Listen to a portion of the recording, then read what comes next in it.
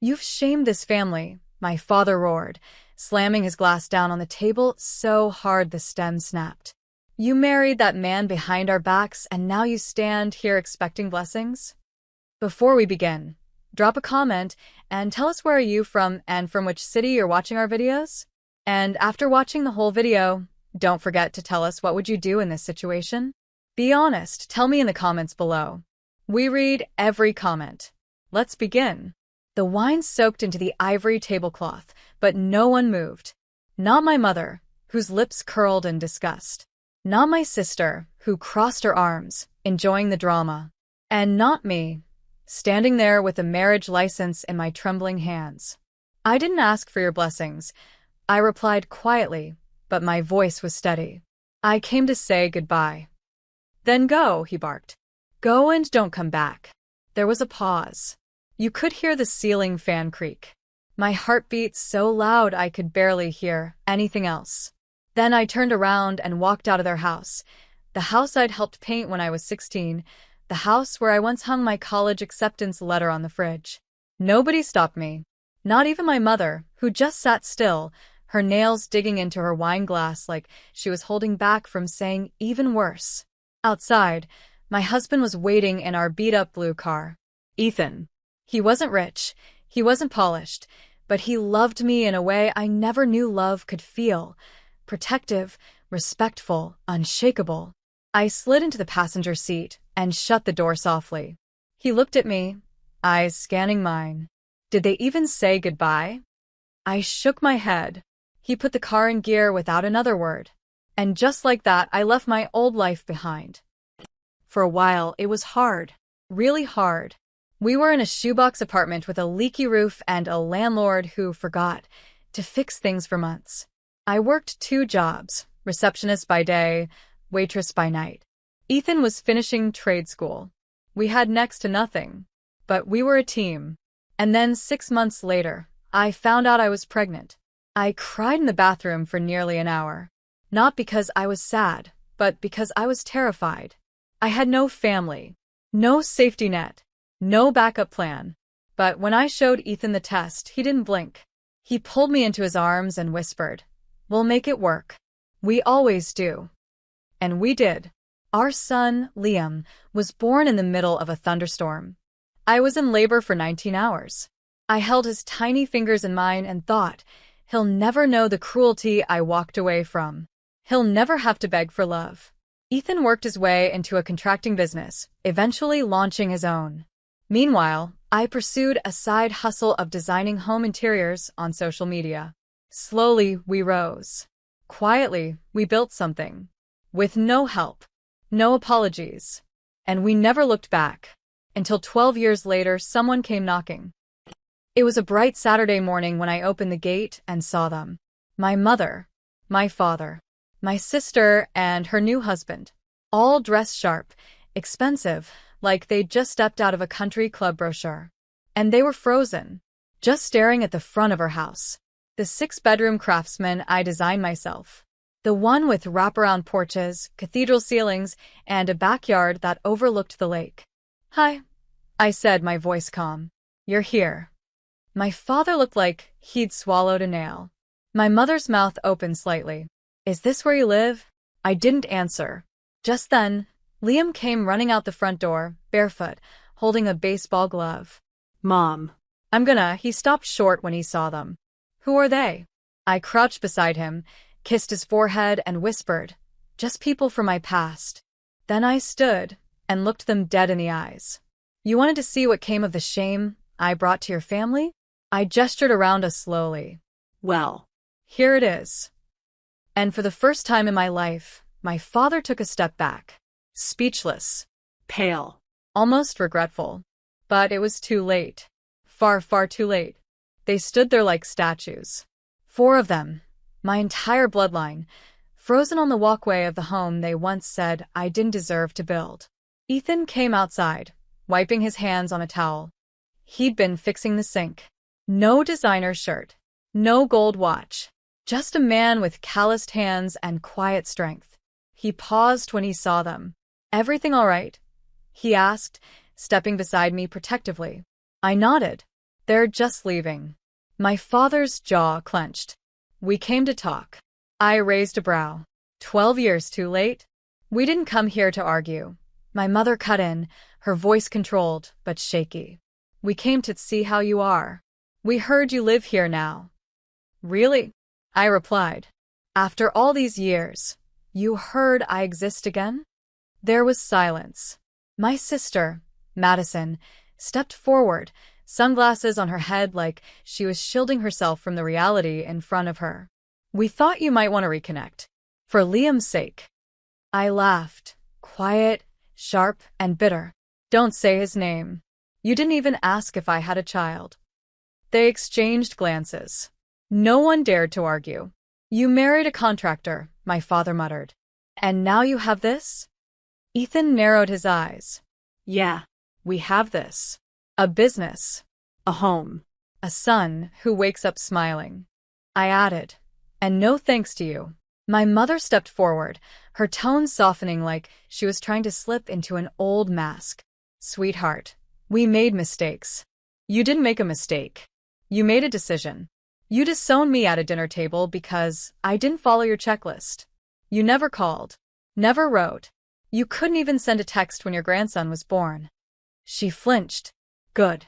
Then my father finally snapped. We did what we thought was best for the family. Marrying someone like him. Someone like him? Ethan said quietly, but there was thunder in his tone. You mean someone who didn't come from money? My father's face went red. I stepped between them. You don't get to act shocked. You slammed a door 12 years ago, and now you're upset because I didn't wait on the porch for you to open it. We didn't know you'd become this, my sister whispered. You mean successful? I shot back. Happy? Loved. Madison blinked. Rich. That word. There it was. Because now they weren't here for closure. They were here for proximity to success. Ethan's contracting firm had been featured in Homestyle Digest. My interior design brand had crossed 800,000 followers. We were building luxury homes now. And apparently, the family who once disowned me had finally noticed. I took a step forward and smiled, just a little. Well, I hope the view was worth the drive. And then I turned around. Wait, my mother called. Can we just? But I was already walking back toward the house. Liam had gone back inside. I reached for the door. But before I went in, I said without turning back, don't show up here again without an invitation. And I closed the door gently, but firmly. Later that night, I found Ethan on the back porch, sipping coffee. He looked up as I joined him. You okay? Yeah, I said, exhaling. I think I actually am. They're going to try again, he warned. Now that they've seen what you've built. I know, I murmured. But I'm not the girl who cried outside their house anymore. He slid his hand into mine. no. You're the woman who built a better one. And in that moment, I didn't feel shame. I didn't feel rage. I felt power. Because they kicked me out with nothing. And I turned it into everything. The following week, I got an envelope.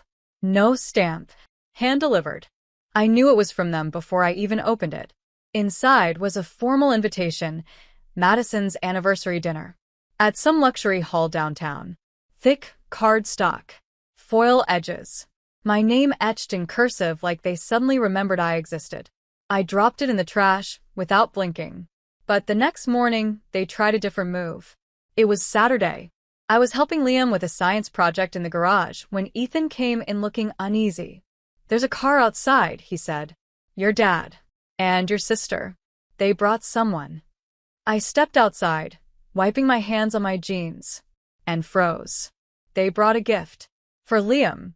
A PlayStation 6, still sealed. A massive bow tied around it. And standing beside the shiny box, my father, looking awkward, and my sister, wearing a performative smile that didn't reach her eyes. Hi, Madison said lightly. We thought Liam might enjoy this. Liam peeked from behind me, confused.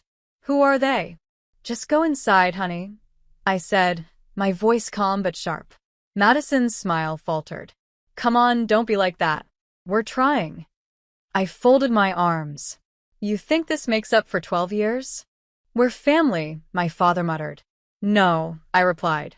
You made it very clear I wasn't. He stepped forward. He deserves to know his grandparents. I could have laughed. You want to be grandparents now? When you don't even know his middle name. When you don't know that he likes dinosaurs, not video games? They stood there, stunned. You weren't there when I needed help with diapers or when he had his first fever. You weren't there when he called for his grandpa, and I had to lie and say he was far away. Madison bit her lip. People change. And some damage can't be undone. I shot back. You disowned me. Not just once, but every time you stayed silent. Every time you celebrated without me. Every time you didn't show up. But you're successful now, she said. Why hold on to the past? I took a step forward. Because the past shaped me. It taught me that blood doesn't mean loyalty. That love doesn't come with strings. That I was worth more than your approval. They went quiet. My father's eyes fell to the ground. I looked at the box again. Take it. He doesn't need bribes. He has love. Emily, my father tried. I turned to Ethan. Can you please walk them off the property? He didn't need more than that.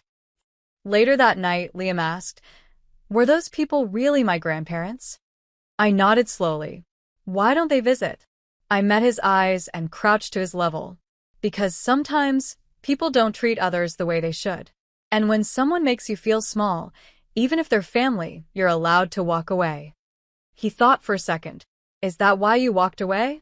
Yes, I whispered. He hugged me tightly. I'm glad you did. And for the second time in one day, my heart shattered and healed at the same time. 3 days later, I got tagged in a post. It was Madison's anniversary dinner. Some influencer had posted a video, lavish chandeliers, champagne towers, and a custom-made cake taller than a kid. But what caught my eye? The speech. Madison stood at the mic, smiling for the cameras. Family is everything, she said dramatically. Even when some of us choose to walk away, we still leave a place for them. Always. My stomach turned. The crowd clapped. A few gasped. The comments were flooding in. OMG, what happened? Was this about her sister? Some people don't know what they're missing. I didn't say a word. But by evening, Ethan found me staring at my phone. She's baiting you, he said. Don't bite. She's rewriting the story, I replied. And they believe her. He sat beside me, quiet for a second. Do you want to tell your side? No, I said. I want them to stop acting like I need to. But the next morning, a reporter showed up. From a local family magazine. Friendly face. Microphone in hand. We'd love to feature your story, she chirped. You've built such a life after a rough start. Your family mentioned wanting to mend things. Maybe we can help. I nearly laughed. They sent you? She hesitated. Well, they may have mentioned it. I gave her one answer. No comment. Hours later, my mother called. That was a surprise. She hadn't called me in a decade. But her name was Mom, still saved in my phone like a ghost. I picked up. I assume you saw the dinner clip, she said. Yes. You could have come, Emily. You were invited. To be paraded? I asked. To be the black sheep at your charity dinner for image? Her voice tightened. It's not about image. Then what is it about? Control? She went quiet. Here's the truth, I said, voice flat. You pushed me out when it cost you nothing. Now that I have something, suddenly I'm worth chasing. That's not fair. No, I interrupted. What's not fair is pretending we're family after 12 years of silence. Click. I ended the call. Not out of rage, but out of peace. I didn't owe them my presence. And I definitely didn't owe them my silence. A week later, I heard the knock again. This time, I didn't open right away. I watched through the side window. It wasn't just my parents. It was all of them. Madison, her husband, my father, visibly aged, and my mother holding a thick envelope. Ethan was behind me in seconds. You sure you want to do this? I nodded once. Let's end it. I opened the door. Madison gave a soft smile. We're not here to fight. My father stepped forward, slower this time. We're here to apologize. I said nothing. My mother handed me the envelope. It's a letter. We all wrote it. I didn't take it. Madison added quickly. We also came to ask one thing. What? I said. We want to meet Liam. Just once. No strings. No cameras. Nothing public. Just one moment. Ethan glanced at me, then back at them. I paused. They looked different. Tired. Smaller. No flash. No performance. I finally said, wait here. I went inside. Liam was on the couch, reading. I knelt beside him. There's something I want to ask you. Some people outside want to meet you. It's up to you. Just a quick hello. You don't have to if you don't want. He thought a moment, then shrugged. I'm curious. So I opened the door. Liam stepped out, cautious but polite. Hi. My father's eyes welled instantly. You look just like her. Madison smiled, emotional. You're taller than I imagined. Liam gave a small nod. I kept it brief. That's enough for today. And without a word of protest, they nodded. As they turned to leave, my father said over his shoulder, We lost a daughter. That was our fault. But we're proud of the woman she became. And for the first time in 12 years, I felt something new in their voices. Regret. Not the kind you fake for a magazine spread. The kind that comes when you realize the door you closed stayed closed. Later, I opened the envelope. Inside were letters. Honest. Imperfect. Written in trembling hands. They didn't fix everything, but they acknowledged it. That mattered more than the silence ever did. As the sun dipped over our lake, Liam curled beside me on the porch swing. Will they come again? He asked. Maybe, I said. And if they don't? I smiled gently. We'll still be just fine. Because we were. We had love. We had peace. We had each other. And no one could take that from us again. The zipper on my dress was barely pulled up when my mother walked in without knocking. She didn't look at my face. She looked at the mirror. At the room. At everything except me. Aria, she said flatly. You'll need to wait. I blinked. Wait for what? For Sloane, she replied, already checking her phone. Her ceremony is running late. We're shifting things around. The words felt rehearsed. Polite. Clean. Like she'd practiced saying them without guilt. I glanced past her, down the hallway where guests were already gathering. My guests. Friends who had flown in. People who'd taken time off work. Miles's parents, standing awkwardly with flowers in their hands. Our ceremony is in an hour, I said. Everything's set. My mother finally met my eyes. This isn't about you right now. Before I could respond, my sister Sloane appeared in the doorway in a cloud of expensive perfume and entitlement. Her gown was massive, dramatic, impossible to ignore, just like her. Oh, good, she said, smiling like she'd won something. You heard. Heard what? I asked, even though I already knew. That mine comes first, she said, adjusting her veil. Obviously. I waited for anyone to soften it. To say sorry. To pretend my day mattered too. No one did. My father stood behind Sloane, hands in his pockets. Nodding along like this was a scheduling inconvenience instead of my wedding being pushed aside. You can do yours later, he said. It doesn't have to be a big deal. That was the moment something in me went quiet. Not broken. Not angry. Clear. I nodded once. Okay. Sloane blinked. My mother's shoulders relaxed. Relief spread across the room like I'd just fixed a problem. Thank you for being mature, my mother said. Mature. Right. I stepped around them, lifted my dress, and walked out of the room without another word. Miles was standing near the back in trance, tie loosened, eyes scanning every face until they landed on me. He knew instantly.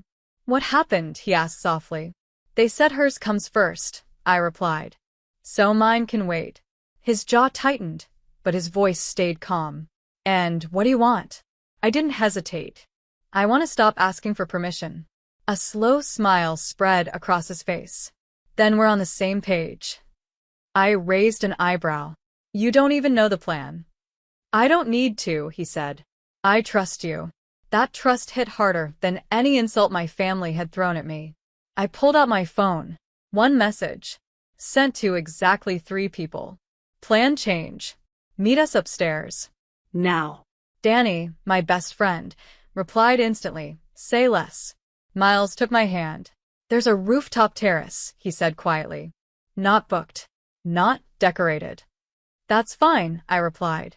I don't need perfect. We took the service elevator up, the hum of the cables filling the silence. My heart was pounding, but not from fear, from momentum. When the doors opened, the sky greeted us. Wide, open, glowing with early evening light. The city stretched out below like it was waiting. A few staff members looked confused, then curious, then excited. Danny burst through the doors moments later, breathless and grinning. You're actually doing this? Yes, I said. Right now. She clapped once. Good. Someone streamed it. Someone always does. I didn't notice at first. I was too focused on Miles standing in front of me, hands steady, eyes locked on mine like nothing else existed. No aisle, no audience, just us. We said our vows simply, honestly, without an ounce of performance. When he kissed me, applause broke out from strangers, from staff, from people who didn't even know our names. My phone buzzed nonstop. I finally looked. Notifications. Shares. Messages from numbers I didn't recognize. A video, me stepping out of the elevator, dress flowing, head held high, had already taken off. Caption. They told her to wait. She didn't. Downstairs, my family was still celebrating the real wedding. They didn't know yet, But they were about to. I felt my phone vibrating before I even looked at it. At first, I ignored it. Miles was still holding my hands, his thumbs brushing over my knuckles like he was grounding me in the moment. The city lights behind him flickered on one by one, and for the first time that day, my chest felt light. Not nervous, not tight. Free. But the buzzing didn't stop. Danny leaned over and glanced at my screen. Her eyes widened. Arya, you might want to see this. I exhaled slowly and checked. Messages were pouring in. Missed calls. Mentions. Tags. Clips. Someone had uploaded a 30-second video of our ceremony, just enough to show me stepping onto the rooftop, Miles turning toward me, and the way the crowd went quiet when they realized this wasn't staged. The caption read, "When your family sidelines your wedding, and you level up instead." The views were climbing fast. Tens of thousands. Then more. I stared at the numbers, stunned. Miles leaned closer. You okay? I nodded, but my voice came out shaky. I think people are watching. He smiled, calm as ever. Good. Let them. Downstairs, the ballroom doors burst open. I didn't see it happen, but I heard about it seconds later. My cousin Brianna texted first. What did you do? Then my Aunt Marlene. Call me right now. Then my mother. 6 missed calls. No voicemail. Danny snorted softly. Oh. It started. I didn't feel triumphant. Not yet. Mostly, I felt steady. They didn't care when it was me waiting, I said quietly. They care now because people are looking. Miles squeezed my hand. That's not on you. We descended the stairs together, not rushing, not hiding. By the time we reached the main floor, the energy had changed. Guests were no longer focused on Sloane's grand exit or the champagne tower or the perfectly timed music. They were staring at their phones. Whispers rippled across the room. Isn't that her? That's the other bride, right? Did you see the video? Sloane stood near the center of it all, bouquet clenched tightly in her hand. Her smile was frozen, wide, practiced, cracking at the edges. She spotted me. Her face dropped. What is this? She hissed, marching toward me. Why are people filming you?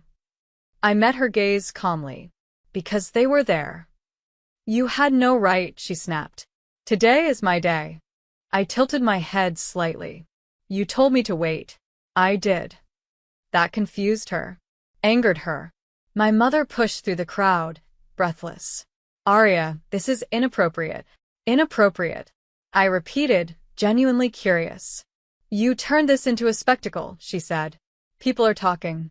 Yes, I replied evenly. They are. My father finally spoke, voice low and irritated. You embarrassed the family.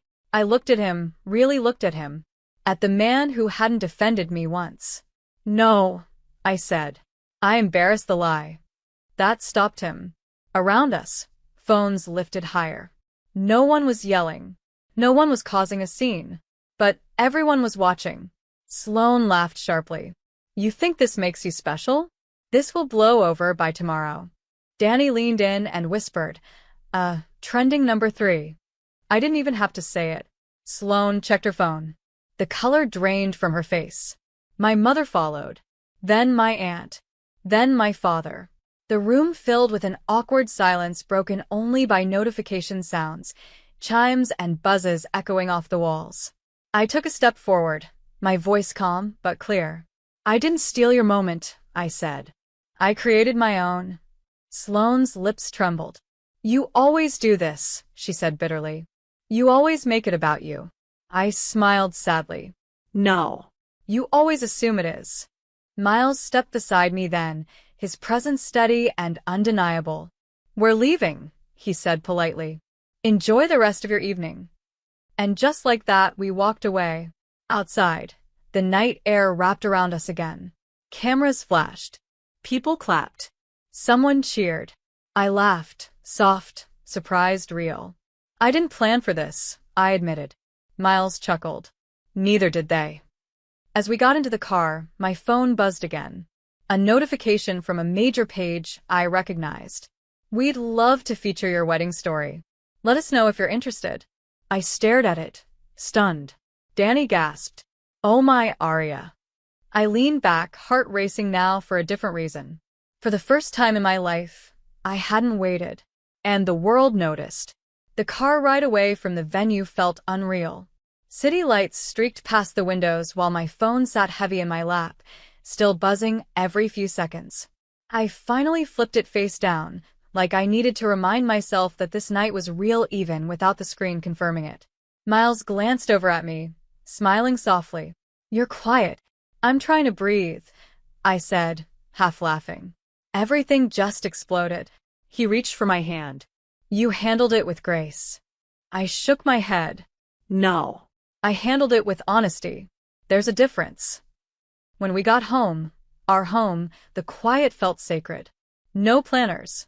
No guests. No expectations. Just us. Danny dropped onto the couch and kicked off her shoes. I give it 10 minutes before your family shows up here. I winced. Please don't say that.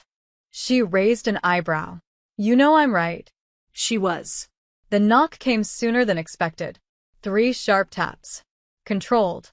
Familiar. I didn't move at first. Miles stood. Do you want me to handle it? I thought about my mother's voice. My father's disappointment. Sloane's entitlement. No, I said quietly.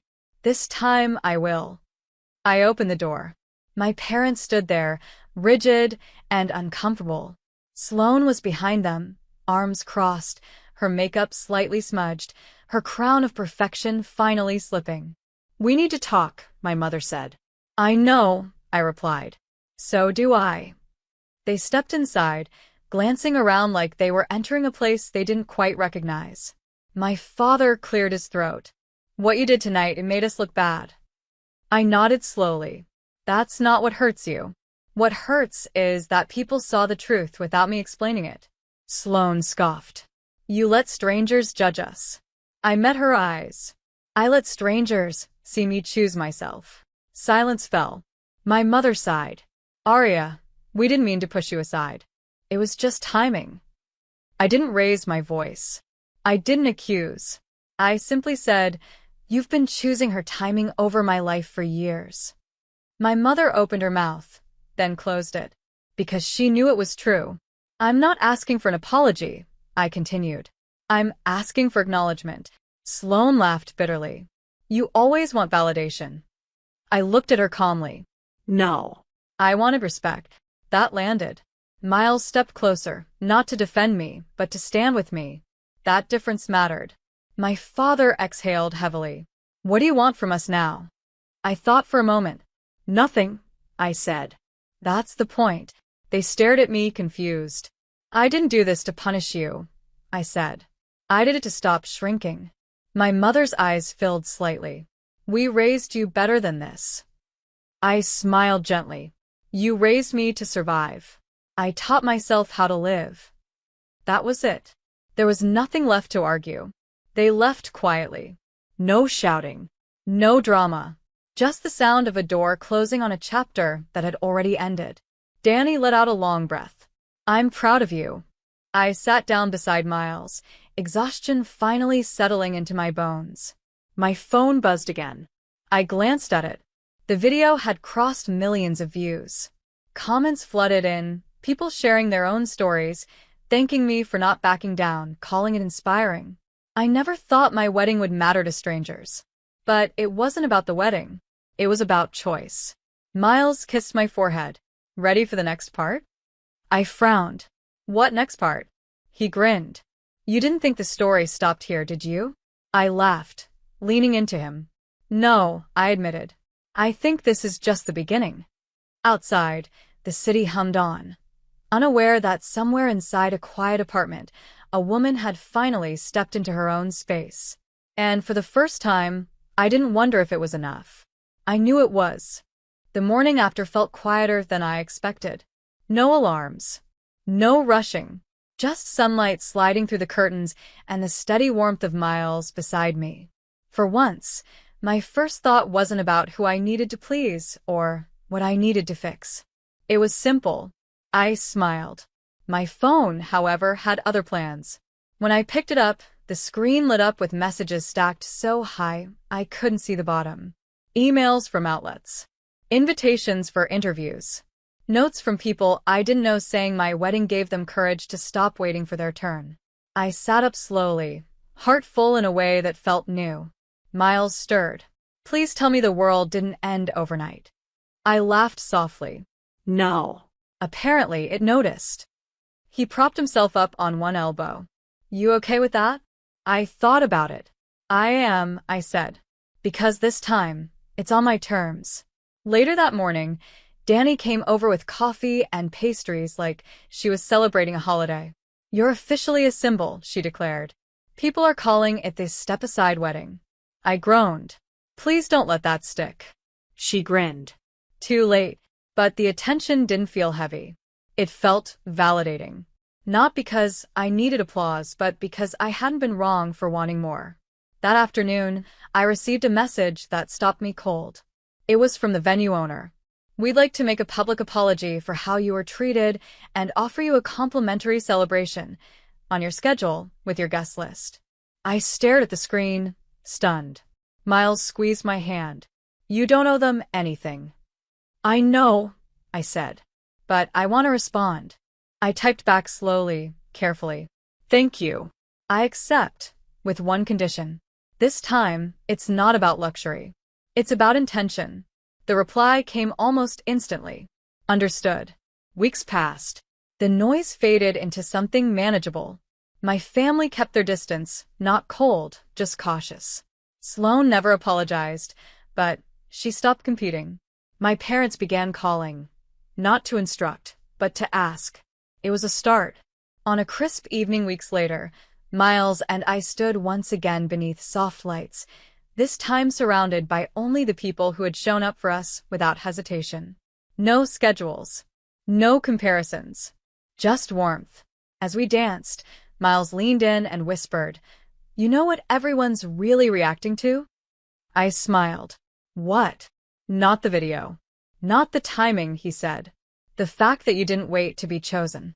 I swallowed hard. I almost did. But you didn't, he replied.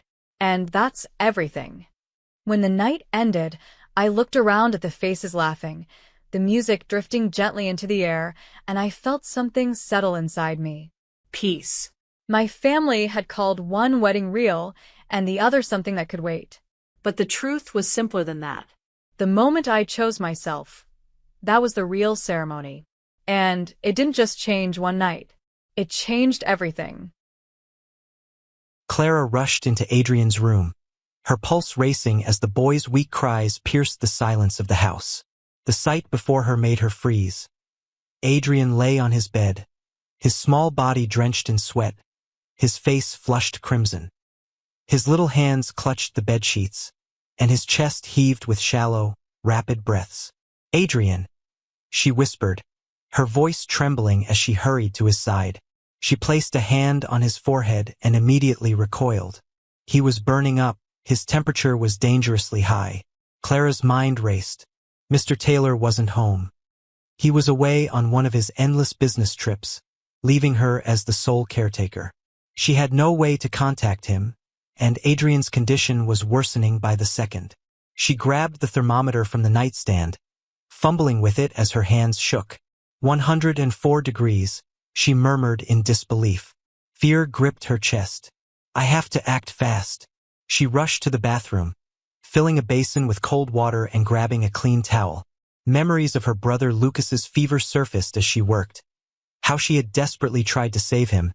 How powerless she had felt. This time, she vowed, she wouldn't let history repeat itself. Returning to Adrian, she gently placed the cold compress on his forehead. His body flinched at the touch, a weak whimper escaping his lips. "Stay with me, sweetheart," she said, her voice breaking. "You're going to be okay. Promise." Meanwhile, miles away, Mr. Taylor sat in a luxury airport lounge, staring blankly at his laptop screen. The canceled meeting had been a blow to his meticulously planned schedule, and frustration gnawed at him. His assistant had suggested he head home early, but he'd brushed off the idea. "There's always work to do," he had said. Yet now, as he sat alone, an uneasy feeling crept over him. He checked his phone, scrolling through messages, but there was nothing from Clara. He shrugged it off, convincing himself that no news was good news. By the time his delayed flight finally took off, the unease had grown into a gnawing sense of dread. Back at the house, Clara fought to keep Adrian stable. The fever spiked again, and the boy's trembling intensified. Panic clawed at her, but she forced herself to stay calm. She replaced the compresses, murmuring soft reassurances as she worked. "Come on, Adrian," she said, her voice firm despite her fear. "You're stronger than this." She stayed by his side through the night, her exhaustion mounting with each passing hour. Memories of her brother haunted her, but she pushed them aside, focusing entirely on Adrian. Failure wasn't an option. When Mr. Taylor finally arrived home in the early hours of the morning, the house was eerily quiet. His calls for Adrian went unanswered, and a sense of dread settled over him as he climbed the stairs. Pushing open Adrian's door, he froze at the sight before him. Clara sat beside the bed, her face pale and drawn, holding a damp cloth to Adrian's forehead. The boy's small form looked fragile under the covers, his breathing still shallow but steadier than before. "What happened?" Mr. Taylor demanded, his voice breaking as he rushed to his son's side. "What happened?" Mr. Taylor demanded, his voice trembling as he knelt beside Adrian. His son looked so fragile, his pale skin and shallow breaths tearing at his heart. "Clara, what's going on?" Clara stood, exhausted but composed. "Adrian developed a high fever last night, Mr. Taylor," she explained. "It was bad, dangerously high. I couldn't reach you, so I did everything I could to stabilize him." Mr. Taylor's gaze darted between Adrian and Clara. The weight of her words hit him hard. He had been away, prioritizing business, while Clara had been here fighting to save his son. The realization filled him with guilt and gratitude. What have you done so far?" he asked, his voice softening. "I used cold compresses, monitored his temperature, and kept him hydrated," Clara replied. "The fever broke an hour ago, but he's still weak. I called the family doctor. He'll be here soon." Mr. Taylor's chest tightened. "Thank you, Clara. I don't know how I'll ever repay you." "You don't have to," she said simply, her voice steady despite her exhaustion. "Adrian is like family to me. I couldn't let anything happen to him." Dr. Reynolds arrived shortly after sunrise, carrying his medical bag and an air of calm authority. He examined Adrian thoroughly, checking his vitals, hydration levels, and overall condition. As the hours dragged on, Clara's exhaustion deepened.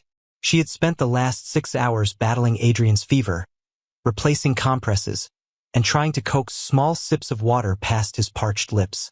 Every time she thought the fever might break, it surged back with a vengeance. The room felt suffocating, the air heavy with the smell of sweat and the faint tang of antiseptic. Clara opened the window slightly, letting in the cool night breeze. She hoped it would help Adrian breathe easier. His small body trembled with each shallow breath, and her fear mounted with every passing moment. Her thoughts turned to Mr. Taylor. She tried calling his phone earlier, but it had gone straight to voicemail. She'd left a message, her voice trembling as she explained Adrian's condition, but there had been no response. She cursed his business trip under her breath.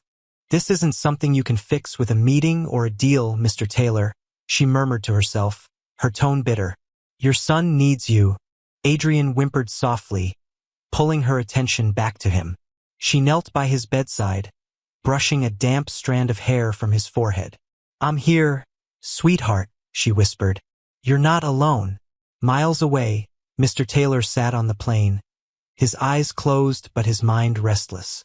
He had an odd feeling he couldn't shake, a gnawing sense of unease that had been with him since he'd left home. Normally, he thrived on business trips. The negotiations, the power plays, the deals, they gave him purpose. But this trip felt different. His mind kept wandering back to Adrian. He thought about the way his son had clung to him when he'd left, his small hands gripping his father's suit jacket. "Do you have to go, Daddy?" Adrian had asked, his big brown eyes filled with sadness. "I'll be back before you know it, buddy," Mr. Taylor had replied, ruffling Adrian's hair. "Be good for Clara." Adrian had nodded, but there had been something in his expression, something Mr. Taylor couldn't quite place. Now, sitting thousands of feet in the air, he regretted brushing it off. The plane landed, and Mr. Taylor's phone buzzed with missed messages and emails. He glanced through them, his chest tightening when he saw Clara's voicemail. "Mr. Taylor, it's Clara. Adrian's very sick. He has a high fever, and I'm doing everything I can to bring it down. But please call me back as soon as you can." His stomach dropped. Adrian was sick? How sick? Why hadn't he checked his phone earlier? Panic surged through him as he dialed Clara's number, but it went unanswered. "I'm coming home," he muttered, grabbing his suitcase and heading straight for the airport. By the time Mr. Taylor arrived home, it was nearly dawn. The house was eerily quiet, the kind of silence that felt oppressive rather than peaceful. He dropped his suitcase by the door and called out, "Adrian? Clara?" No response. He took the stairs 2 at a time, his heart pounding in his chest. When he reached Adrian's room, he froze. Clara was sitting beside the bed, her head bowed, her hands clutching a damp cloth. Adrian lay motionless under the covers, his small face pale but peaceful. "What happened?" Mr. Taylor demanded, his voice breaking as he stepped into the room. Clara looked up, startled by his sudden arrival. Her eyes were red-rimmed, her face etched with exhaustion. "Mr. Taylor," she said softly, standing. "Adrian had a dangerously high fever.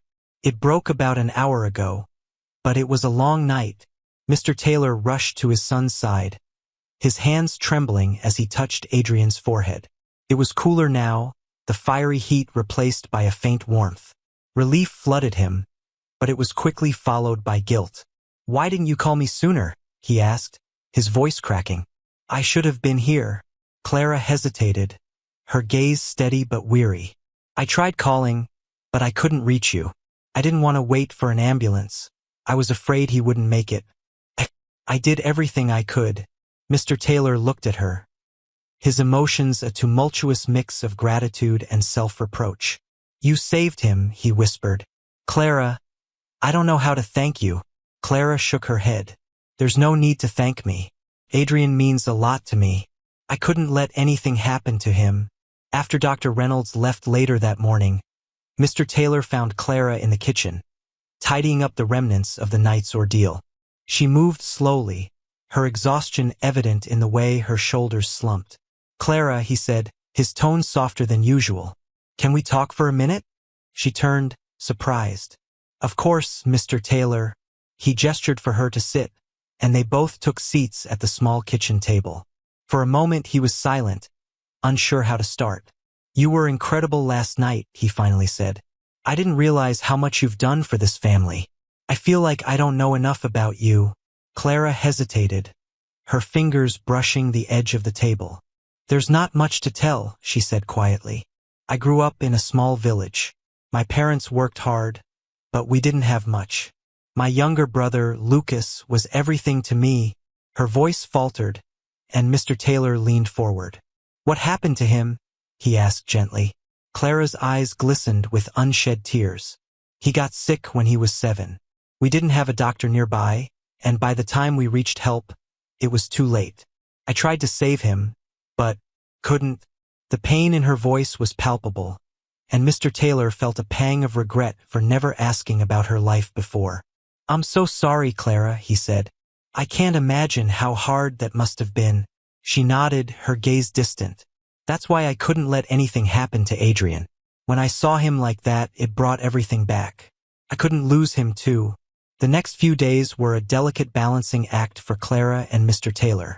Adrian's fever had broken, but he was still weak, his small body recovering from the battle it had fought. Clara stayed by his side every waking moment, her attention unwavering. She brought him small bowls of soup, gently coaxing him to eat, and ensured he drank enough water to stay hydrated. Mr. Taylor, uncharacteristically, took time off work. He couldn't bring himself to leave Adrian again, not after what had happened. He sat by his son's bed, reading him stories or simply holding his hand as Adrian drifted in and out of sleep. One evening, as the sun cast a warm glow across the room, Adrian stirred. His eyes fluttered open, and he looked up at his father and Clara with a weak but grateful smile. Thank you for taking care of me, he said softly. Clara leaned forward, brushing a strand of hair from his forehead. You're welcome, sweetheart. You're such a brave boy. Mr. Taylor's throat tightened as he watched the interaction. How are you feeling, buddy? He asked. Better, Adrian replied, his voice still faint. But I don't want you to leave again, Dad. The words hit Mr. Taylor like a freight train. He took a deep breath, guilt and resolve intertwining in his chest. I'm not going anywhere, he promised. Not anymore. As Adrian recovered, he grew even closer to Clara. The bond between them deepened in ways Mr. Taylor hadn't noticed before. Adrian would light up whenever Clara entered the room, and he clung to her warmth and gentle presence. One afternoon, while Clara helped Adrian piece together a puzzle, he asked, Clara, do you have kids? The question caught her off guard, and for a moment, she didn't know how to respond. No, sweetheart, I don't, she said finally, her voice soft. Why not? Adrian asked innocently. Clara hesitated, her heart aching with the weight of memories. It just didn't happen, she said gently. But I think of you as very special to me. You're like family. Adrian beamed, his little hands reaching for hers. I think you're family too. Late one night, after Adrian had fallen asleep, Mr. Taylor found himself in the living room, staring at an old photo of him and his late wife holding Adrian as a baby. The house had been filled with love and laughter back then. But after his wife's passing, he had thrown himself into work, convincing himself that providing financially was the best way to honor her memory. He hadn't realized how much he'd neglected the emotional needs of his son, or his own. As he gazed at the photo, his mind wandered to Clara. She had stepped into their lives quietly, unassumingly, but her impact had been profound. She had filled a void he hadn't even recognized, providing Adrian with the love and care he desperately needed. Mr. Taylor resolved to change. His son's close call had been a wake-up call he couldn't ignore. He would become the father Adrian deserved. Over dinner one evening, Clara opened up further about her past. It had taken a little coaxing from Mr. Taylor, but she finally shared the full story of her childhood. I grew up in a small, close-knit village, she began, her voice tinged with nostalgia. We didn't have much, but we had each other. My brother Lucas and I were inseparable. He was my best friend. Her expression darkened as she continued. When Lucas got sick, I did everything I could to take care of him. My parents were frantic, but we didn't have access to a doctor. By the time we got him help, it was too late. Clara's voice broke, and she looked down at her hands. I felt like I failed him. That's why, when I saw Adrian so sick, I couldn't let it happen again. I couldn't lose him too. Mr. Taylor reached across the table, placing a hand on hers. You didn't fail Lucas, Clara. And you didn't just save Adrian, you saved me too. I'll never forget what you did for us. A week after Adrian had fully recovered, Mr. Taylor called Clara into the living room. Adrian was seated beside him, holding a small, beautifully wrapped box. What's this? Clara asked, her eyes wide with surprise. It's a thank you, Mr. Taylor said. From both of us. Adrian grinned and handed her the box. Open it, Clara. Inside was a delicate gold locket. When Clara opened it, she found a photo of Adrian on one side and an inscription on the other. To Clara, with love, for being our angel. Clara's breath hitched, and tears welled in her eyes. I don't know what to say, she whispered.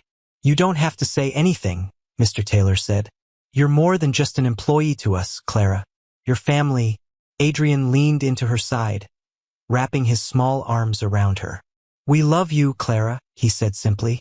Clara hugged him tightly, her tears spilling over. I love you too, Adrian. The events of that fateful night became a turning point for the family. Mr. Taylor began spending more time at home, prioritizing his son over his work. He learned to cook Adrian's favorite meals, helped him with homework, and even joined him and Clara for movie nights. As for Clara, her role in their lives transformed. She wasn't just a maid anymore. She was a cherished part of the family, someone they depended on and valued deeply. Years later, as Adrian grew older, he often looked back on that night as a defining moment.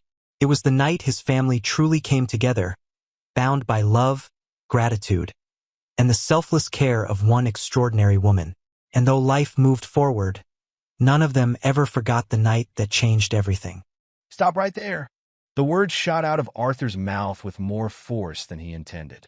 Heads turned in the polished marble foyer of the bank, but Arthur's world had already shrunk to a single focal point, the golden pendant hanging from the neck of the young teller behind the counter. Clara, her name badge red, paused mid-sentence, her eyes widening slightly. Sir, she asked, startled but maintaining her professional demeanor. Arthur stepped forward, his heart pounding in his chest. That pendant, he said, his voice taut with urgency. Where did you get it? She instinctively touched the delicate charm resting against her skin, her fingers brushing its surface. This? It was a gift from my grandmother, she said slowly, her brow furrowing. Why? Arthur didn't answer right away. He couldn't. His mind was racing, his thoughts fragmented and wild. That pendant, it wasn't just familiar. It was exact. The last time he'd seen it, it had been around the neck of his daughter, Emma, the day she vanished without a trace. 20 years of searching, of dead ends and shattered hopes, came crashing into this one surreal moment. Are you all right, sir? Clara asked, her voice laced with genuine concern. Arthur forced a strained smile and stepped back, waving his hand dismissively. I'm fine. Just memories. But inside, he was anything but fine. His pulse roared in his ears as he turned and walked briskly toward the exit, leaving the faint scent of sterilized bank air behind. That evening, Arthur sat in his dimly lit study, staring at the fire crackling in the hearth. In his hand was a photograph, the last one ever taken of Emma.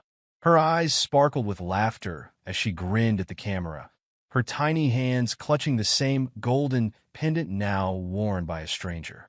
He had spent 2 decades chasing shadows, following every rumor, every whisper that might lead him back to her.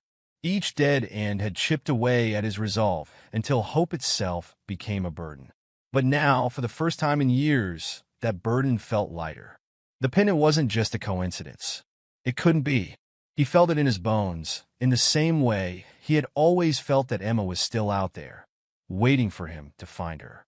Arthur picked up his phone and dialed a number he hadn't called in years. It rang 3 times before a familiar voice answered. Jacob Harper, the gruff voice said on the other end. Jacob, it's Arthur, he said, his voice steady but heavy with unspoken emotions. I think I found something. I need your help.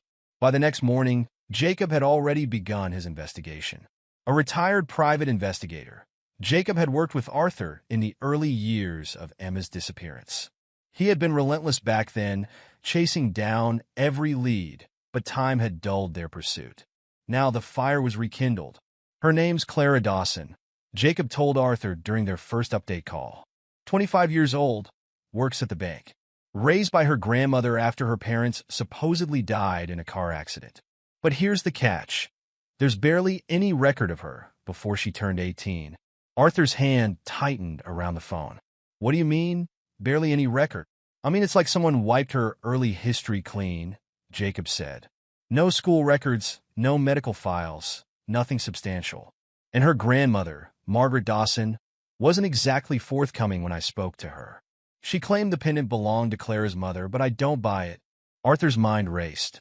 The pieces didn't fit, unless someone had gone to great lengths to ensure they wouldn't. Arthur couldn't stay away. The sight of Clara's pendant haunted him, and he needed to know more. 2 days later, he walked back into the bank. Clara greeted him with the same polite smile, but when he asked to speak to her in private, her brows knit with concern. In the privacy of a small conference room, Arthur laid his cards on the table. Clara, I need to ask you something deeply personal. Her unease was palpable, but she nodded. All right. Arthur gestured toward her necklace. That pendant. Do you know where your grandmother got it? Clara frowned, her hand instinctively touching the charm. She always said it belonged to my mother, that it was a family heirloom. Why? Arthur swallowed hard. Because that exact pendant belonged to my daughter, Emma. She disappeared 20 years ago. I've been looking for her ever since. Clara's face drained of color. You think I don't know, Arthur admitted, his voice thick with emotion. But the resemblance, the timing, the pendant, it's too much to ignore. I need to know the truth. Clara agreed to a DNA test, though she was visibly shaken by the implications. Arthur's hope surged, tempered only by the fear of yet another disappointment. He barely slept in the days that followed, pacing his study and staring at Emma's photograph as if willing the results to come sooner. When the envelope finally arrived, Arthur's hands trembled as he tore it open. His eyes scanned the document, and his breath hitched. It was true. Clara Dawson was, in fact, Emma Clark. The joy of reunion was short-lived. Jacob's investigation uncovered a sinister truth. Emma's abduction had been orchestrated by Jonathan Wells, a former business associate of Arthur's. The reason? Revenge. Wells blamed you for the collapse of his company, Jacob explained. He lost everything and decided to take it out on you. By taking Emma, Arthur's blood boiled. The thought of a petty vendetta stealing 2 decades of his daughter's life made his skin crawl. Arthur confronted Wells at his sprawling estate. You took her, he roared, his voice echoing through the marble halls. Wells, calm and unrepentant, leaned back in his chair. You ruined me, Arthur. I wanted you to feel the same emptiness. You're a monster, Arthur spat, and you'll pay for what you've done. With Wells behind bars, Arthur and Emma began the long, painful process of rebuilding their relationship. There were moments of joy and moments of heartbreak as they grappled with the years stolen from them. But slowly, they found their way back to each other. For Emma, formerly Clara, life had become an overwhelming whirlpool of revelations. She stood in the grand hallway of her newfound father's estate, staring at the family photos lining the walls. A young Arthur with a beaming Emma stared back at her in countless frames. She felt a pang of guilt and sadness. She didn't recognize the man or the memories he so clearly cherished. Do you remember this one? Arthur asked gently, holding up a frame where a toddler Emma sat on his shoulders, her tiny hands gripping his hair with glee. Emma shook her head, her voice barely a whisper. I'm sorry. Arthur's face faltered for a moment, but he quickly masked his disappointment. That's okay, he said, placing the photo back on the shelf. We'll make new ones. Despite his optimism, the void of 2 decades loomed heavily between them.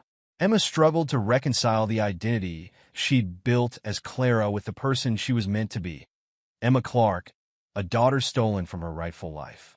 The transition wasn't just difficult for Emma. Arthur wrestled with anger, guilt, and determination. He wanted to help Emma heal, but the betrayal of those who had taken her demanded his attention. As Jacob delved deeper into the Dawson family's past, another layer of deceit unraveled. "I've got something," Jacob said during one of their late-night calls. Margaret Dawson wasn't just complicit in raising Emma. She knew exactly who she was. Arthur's grip tightened on the phone. "What do you mean?" Margaret wasn't paid just to take Emma in. She was part of Wells' inner circle. She owed him favors, serious ones, and this was how she paid him back. Arthur's heart sank. Margaret had seemed like a frail, unassuming woman during Jacob's interviews. Now, she was the final piece in a decades-old conspiracy. If she had willingly hidden Emma, then she had answers to questions that had tormented Arthur for years. Arthur drove to Margaret's small, aging home on the edge of the city. The woman greeted him with a wary look when she opened the door, her hand trembling as she clutched her cardigan. "I know who you are," Margaret said before Arthur could speak. "And I know why you're here." "Then you know I won't leave without the truth," Arthur replied, stepping inside without waiting for an invitation.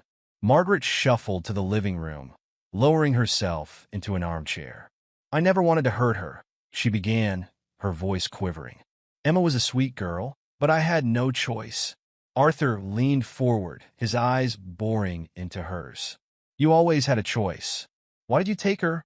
Margaret wrung her hands, staring at the floor. "Wells came to me when Emma, was just a baby. I owed him money, more than I could ever repay. He told me about you, about what you did to him. He said taking your daughter would balance the scales." Arthur clenched his fists, his anger threatening to boil over. "So you just went along with it? You stole my child and pretended she was your granddaughter." Margaret flinched. "He said he'd ruin me if I didn't. I thought I could keep her safe, give her a good life. And I did. I loved her as my own." "Loved her?" Arthur's voice cracked. "You didn't love her. You imprisoned her.